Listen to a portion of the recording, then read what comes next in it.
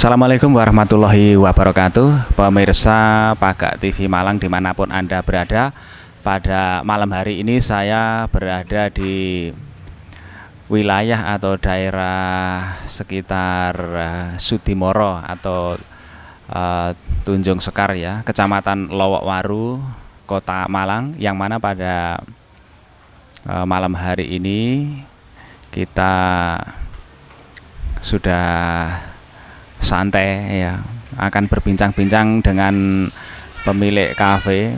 Namun sebelumnya kami langsung bertanya dulu siapakah beliau. Silakan Mbak untuk memperkenalkan diri.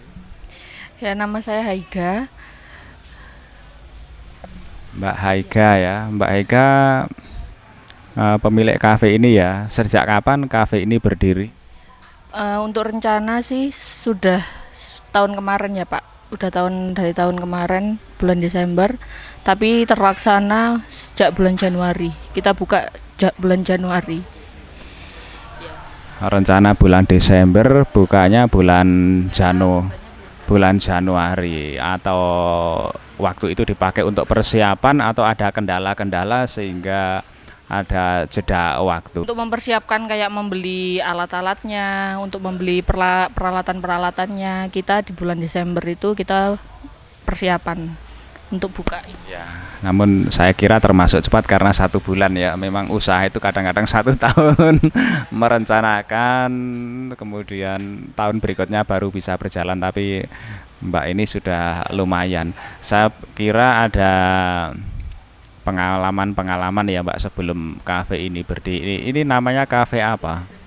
Awalnya cuman kayak rencananya itu kayak cuman ngobrol-ngobrol biasa dengan bapak, cuman asal nyeplos aja awalnya, cuman kayak pakai istilah orang Malangan gitu loh Pak.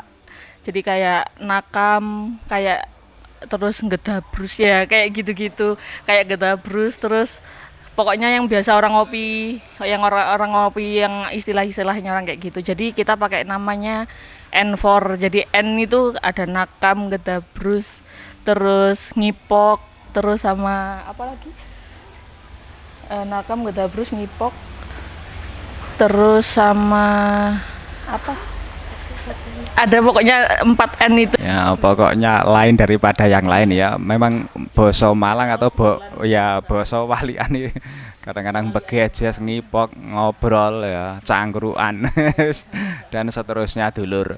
Jadi memang orang Malang ini ya harus harus kreatif tangan ya. Memang kalau enggak model Walian itu duduk Malang ya. Ya.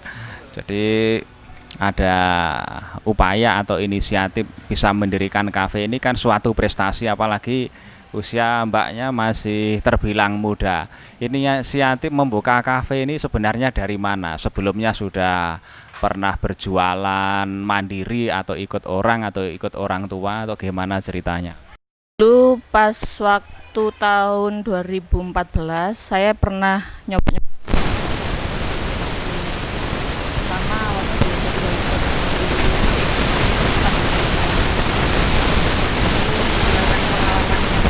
itu kita berjualan buka dari pengalaman waktu di kafe itu. Ya, dari pengalamannya berapa lama kira-kira di kafe yang lama, masih ingat atau lupa-lupa ingat? Dari tahun 2013 sampai 2014. Ya setahunan mungkin ya. Bagus ya. Untuk memulai usaha itu memang biasanya berangkat dari belajar ya. Belajarnya itu bisa dari keluarga, bisa otodidak, atau belajar dari orang lain. Nah, kebetulan mbaknya ini belajar dari orang lain terus menghasilkan seperti ini, alhamdulillah. Ya. Dulur ya, gitulah. Jadi pemuda ini harus punya inisiatif lebih-lebih. Kemarin kan bulan Oktober Hari Sumpah Pemuda ya. Jadi pemuda itu harus kreatif ya di abad milenial 4.0 ya. Dengan abad digital ini semuanya tentu ada upaya-upaya untuk yang lebih bagus. Kemudian menunya Mbak, apa saja yang disajikan supaya pelanggan ini tertarik ya? Otomatis kan sudah berjalan ya Mbak ya ini ya. Kita yang paling utama juga kan kopi ya.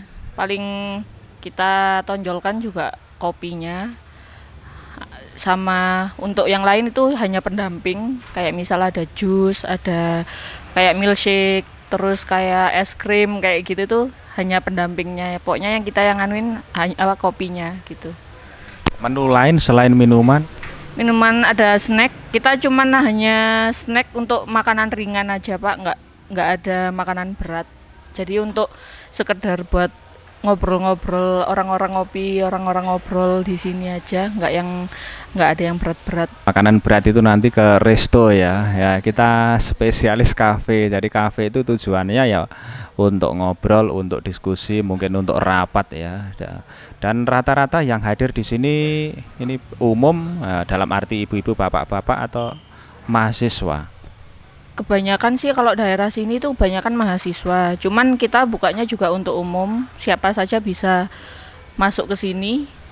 Nggak ada batasan. Ya juga banyak kok yang semua usia juga pernah untuk datang ke sini. Bukanya mulai jam berapa, Mbak? Sampai jam berapa? Bukanya untuk formalnya bukanya jam 4 sore sampai jam 12 malam kita close order. Saya kira memang malam itu suka ngalam, makanya ngalam Malang bahkan malam itu ya seversi atau sejenis ya. Jadi kalau nggak membuka kafe malam hari ya bukan Malang. Jadi Malang jadi tidurnya kapan ya, tidurnya ya fajar. Bahkan nanti bangunnya siang hari ya, makanya Malang ini diwalik karena Malang Megung ya. Kalau mujur itu kan lurus ya, lagi Malang itu ya seperti itu ya.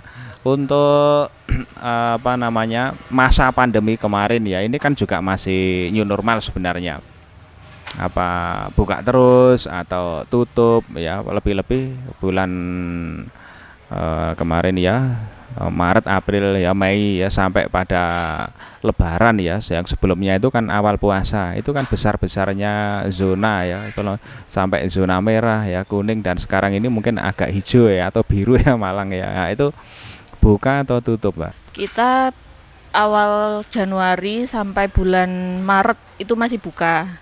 Dan itu di Malang mungkin masih belum, pandeminya masih belum terlalu, bulan itu tuh masih belum belum terlalu parah waktu kita tutup.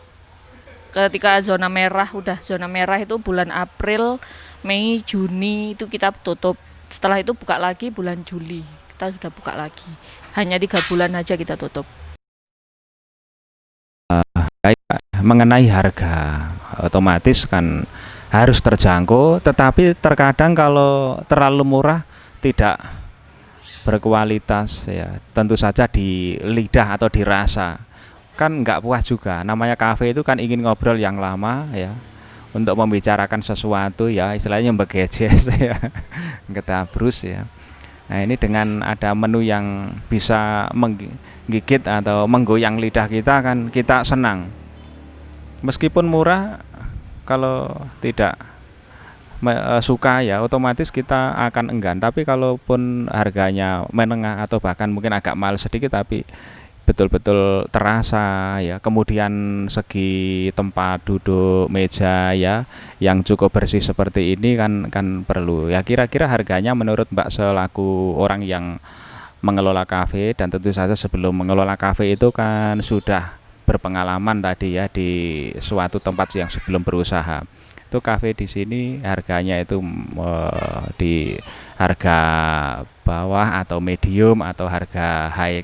Ini menengah ke bawah ya Pak ya, untuk harga, soalnya kan kalangannya yang kesini kan bukan ada yang high end, di sini kan ada yang high end tuh yang sebelah kanan depan, di deretan depan yang kanan situ. Kalau sini rata-rata standar harganya dari di bawah 20.000 sampai 20.000 gitu aja. Nah, betul ya, jadi harganya 20.000 ke bawah, paling mahal 20, dan itu bisa begejes sak blengere. Ya dulur ya, mana kafe itu kudu mengasihkan, kudu nyenengke. Lek gak seneng itu ya, saiki kan golek urip ya, golek kasenengan iku kudu sing ikhlas, sing penak ya. Meskipun usaha apapun kalau dibarengi dengan jiwa yang senang itu nanti kita ya akan tersenyum, akan gembira dan pelanggan itu nggak lari ya. Otomatis Mbaknya ini insya Allah sudah melakukan karena berpengalaman lah.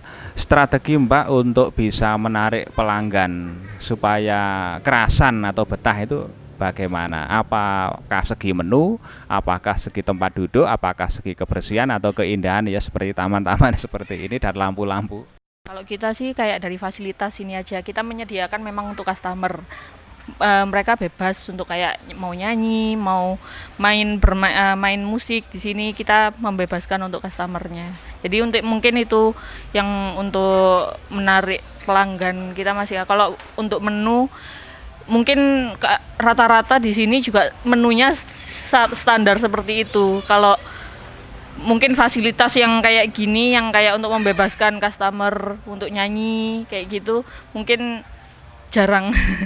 Yang baru kita yang pakai itu, pakai membebaskan customernya mau nyanyi mau ini aja dah gitu. Ya Mbak, jadi harus beda. Kalau di kota-kota atau di hotel-hotel ya, gitu kan ada nyanyi seperti ini. Lah ini istilah ala desa tapi juga tidak terlalu desa karena di sini juga jalan protokol ya.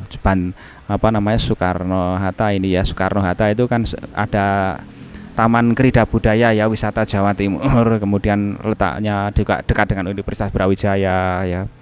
Juga kampus-kampus banyak di sekitar sini. Juga sekolah-sekolah menengah ya. Saya kira ini istilahnya harga menengah dan bidikannya juga menengah ya. Dan ini dari kelas bawah pun bisa di sini ya Mbak. Terus ini Mbak, kedepannya kafe ini ingin yang bagaimana pengembangannya? Mungkin kalau dari segi pengembangannya kita masih perlu memperbaiki kayak fasilitasnya diperbaiki lagi. Mungkin kalau bisa buka cabang kalau sudah totalitas udah tuntas gitu loh ininya memperbaiki yang apa yang perlu diperbaiki di sini udah upgrade baru kita bisa kemungkinan bisa buka cabang atau buka tambahan outlet yang lain gitu. Nah, saya doakan semoga bisa upgrade menu ya, kemudian bisa buka cabang ya, dan barokah yang paling penting ya. Terus permisi kalau boleh tahu jumlah karyawannya berapa dan karyawan itu asalnya dari mana saja, dalam arti dari Malang sini atau bisa dari luar Malang? Kita kayak rekrutmen karyawan secara online. Lalu di wawancara kita masih ada dua karyawan. Mungkin karena memang ini tempatnya tidak terlalu besar. Jadi kita masih membutuhkan dua karyawan. Sudah cukup untuk besar ini. Jadi saya kira dengan kerja yang sinergi antara pemilik usaha dengan karyawan, istilahnya hubungan yang harmonis ini nanti saling menguntungkan ya. Jadi saya rasa Mbaknya nanti juga harus mendukung saling membantu ya. Pengusaha tanpa pekerja nggak bisa ya. Pekerja tanpa ada usaha juga kerja di mana istilahnya, makanya undang-undang yang kemarin rame Omnibus Law ya itu juga diharapkan bisa saling menguntungkan pengusaha dan saling menguntungkan karyawan.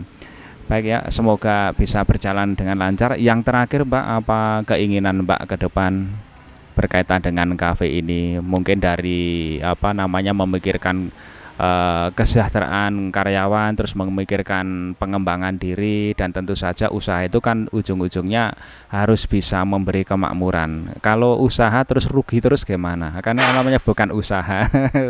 Monggo Mbak dijelaskan.